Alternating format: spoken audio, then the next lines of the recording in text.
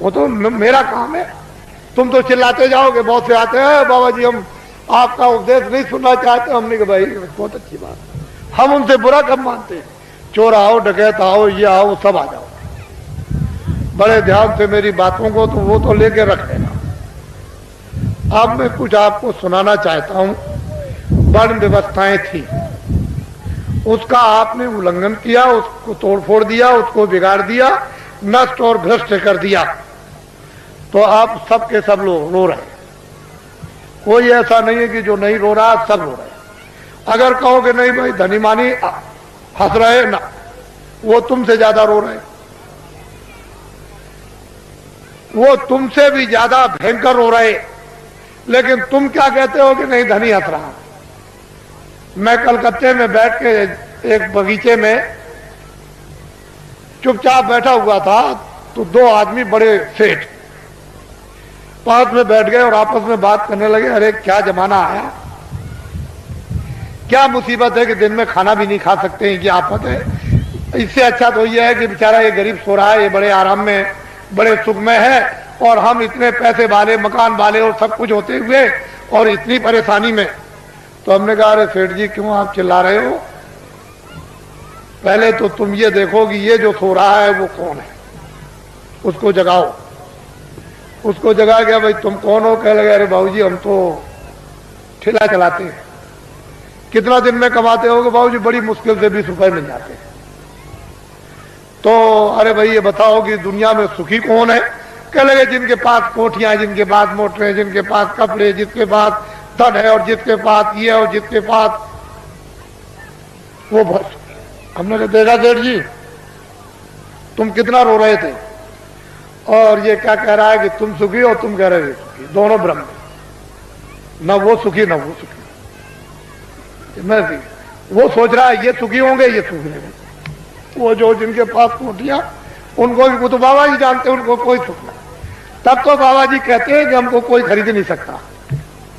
हिंदुस्तान में कोई पैदा ही नहीं हुआ कि बाबा जी को कोई अपने धन दौलत जवाहरात मकान और जमीन से खरीद ले। ये तो आप दिमाग से बात हमेशा निकाल देना, कोई हिंदुस्तान में बाबा जी को खरीद नहीं सकता। और बाबा जी इतने लक्ष्य के पक्के हैं कि मेरे पास बड़े बड़े नेता और लीडर और जो प्रधानमंत्री जो उनके लड़के चले गए वो भी मेरे पास पहुंचे और बड़ा उन्होंने लालच दिया। मैंने कहा इसका असर मेरे ऊपर में धूल के बराबर भी नहीं, लेकिन तुम देश का भला नहीं कर सकते, हम तुमको लिख करके देते हैं, आपके द्वारा देश का भला नहीं होगा। हम लिखते हैं आगे बड़ा आपके द्वारा नुकसान होगा देश का, और खूंरेजी होगी देश की, और ये होगा और बर्बादी होगी और महंगाई होगा, सब जड़ दिया। और महात्माओं की बात नहीं मानोगे तो ये रास्ता खुदाली करेंगे, सब कुछ कह दिया। तो मतलब यह है कि बड़े लालच दिए जाते हैं। लोग सोचते होंगे कि शायद बाबा जी को कोई खरीद ले। यह तो अब मेरी बात बड़े ध्यान से यहां से आप शुरू करें। पहले तो ये आप बताइए कि आप किराए पर आए हो। ए बच्चियों मैं तुमको किराए पे लाया हूं, बोलो बच्चियों जोर से। कैसे को कह रही नहीं। तो ये बताओ बच्चे बच्चियों मैंने कुछ तुमको रुपया बांटा है? कहते नहीं बांटा। अब एक बात तो आपकी है साथ में, मेरे पास तो कोई बच्चा है नहीं, मैं अकेला फकत हूं। अगर तुम्हारी दृष्टि से देखा जाए तो मेरे पास कोई बच्चा। अब ये बताओ जब मेरे पास कोई बच्चा नहीं और मैं तुमको कहता हूं कि तुम किराए के मकान में, तो क्या मैं अमृत के मकान में? मैं भी किराए के मकान में, आपको भी छोड़ना मुझे भी छोड़ना। तो जब मेरे पास बच्चा नहीं तो मोह किसका, लोभ किसका, झूठ किसका, वादा खिलाफी किसके लिए, चोरी किसके लिए, संग्रह किसके लिए? तो मैं ये समझता हूं कि ये जितने खड़े बैठे हैं बच्चे बच्चियां, ये सब मेरे बच्चे हैं। उस दृष्टि से, ज्ञान दृष्टि से तो सब आप मेरे बच्चे हैं, और संसार की दृष्टि से आप अपने मां बाप के बच्चे हैं। बात समझ में आई? मोटी बात को समझ लीजिए आप। बाबा जी को तो कोई राष्ट्रपति और प्रधानमंत्री बनना नहीं है, न इसकी कोई ख्वाहिश है। अब समझ लो अच्छी तरह से आप। कहीं आप सोचने लगो कि नहीं बाबा जी को कोई ख्वाहिश हो अरे हमको राष्ट्रपति की और प्रधानमंत्री की भाई, हमारे पास तो जनता, इतनी जनता रहती है, और क्या है? जो झूठ बोला जाता, धोखा दिया जाता, बेईमानी की जाती, चोरी की जाती है, लोगों को सताया जाता, लोगों का धन इकट्ठा किया जाता, वो तो सब ये सब ये। तो ये भी आपको पता चल गया कि बाबा जी न प्रधानमंत्री बनते, न बनेंगे, न ख्वाहिश है, न इच्छा, न राशि। अब ये बातें बिल्कुल आपके सामने साफ हो गई। अब दूसरी बात तो अब कुछ नहीं। अब ये उत्तर प्रदेश में जो ये कहा गया है, अखबारों और रेडियो पर बड़ा जोरदार भाषण जो सीधा दिया गया है, तो लोगों ने सोचा होगा कि अरे भाई बहुत अच्छा है, देश में बड़ी तकलीफ, सूखा और अकाल की आ गई, और बड़े लोग जो हमारे नेता और लीडर हैं बड़ा ध्यान रखते हैं, बड़ा ख्याल। असल में जब सत्याग्रह चल रहा था तो इन्हीं नेताओं और लीडरों को लोग क्या कहते थे? देवता है, देवता।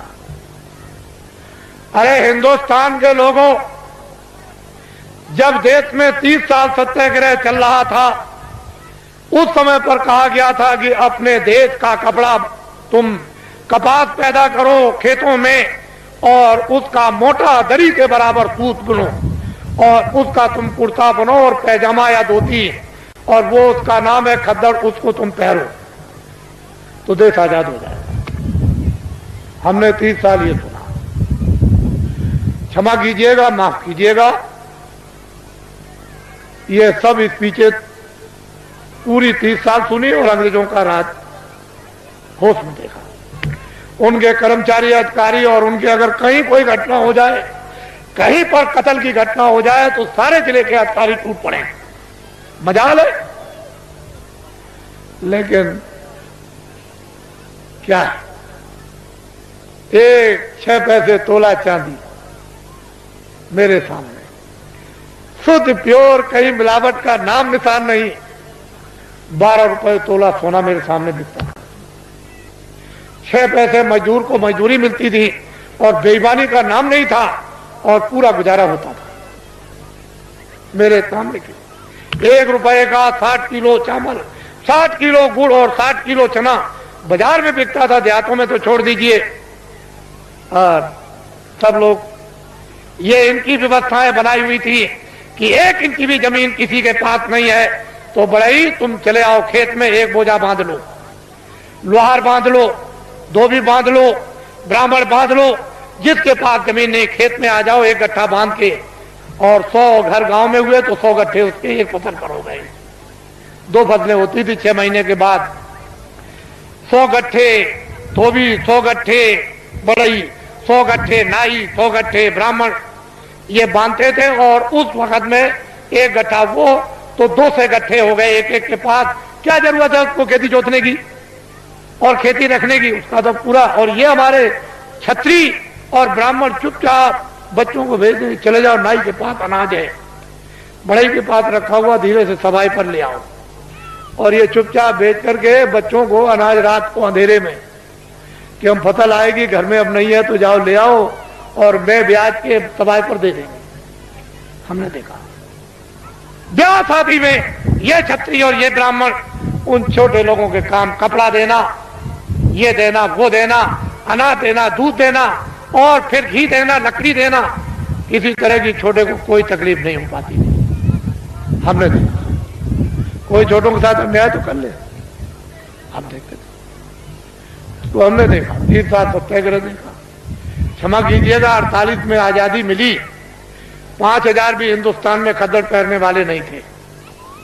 समूचे हिंदुस्तान में पाकिस्तान को भी मिला दिया जाए, उसमें भी, और लंका को भी मिला दिया जाए, तो 5000 हिंदुस्तान में खद्दड़ पहनने वाले नहीं थे।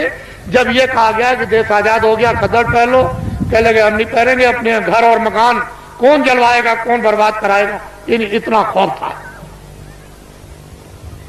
और एक दिन की आवाज पर इन बच्चों ने 1 करोड़ ने टाट, चलो जंगलवासियों, चलो चलो जंगलवासियों,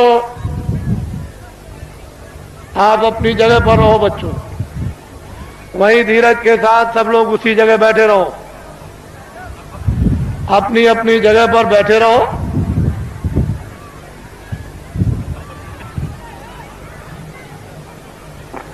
सब लोग बैठे रहो और अपनी आंखों से काम लो, कानों से काम लो, बुद्धि से काम लो। जल्दी चलो जंगलवासियों, एक दफे सबके सब भगवान को के नाम को बोलो जोर से, जय गुरुदेव। बैठ रहो बच्चियों, है बच्चियों बैठ जाओ, सबके सब बैठी रहो, वहीं बैठी रहो, घबराओ मत। एक ही सादे सब सदे, एक दिन की आवाज पर 1 करोड़ लोगों ने, इन बच्चों ने बोरा पहन लिया। इस देश के अंदर 1 करोड़ बच्चे बोरा पहने हुए हैं। कौन हिंदुस्तान में नेता और लीडर पैदा हुआ जो एक दिन की आवाज पर करोड़ों बच्चों को ये टाट, ये बोरा, ये जूट पहरा दे? इनको देखो आप, पहले इतनों को देख लो, अभी तो आप आगे बहुत कुछ देखना है। इनको देखो, ये आपके सामने आ रहे हैं, बदन पर बोरा तो नहीं पहरे, मर्यादा के लिए एक लंगोटी तो जरूर है, लेकिन इनको देखो आप। जल्दी चलो बच्चों, जल्दी से इनको देखिए आप। हमको ये दिखाना है आपको कि एक दिन की आवाज पर इस देश के लिए, देश के काम के लिए, देश की सुरक्षा के लिए, देश के न्याय के लिए, देश की व्यवस्था के लिए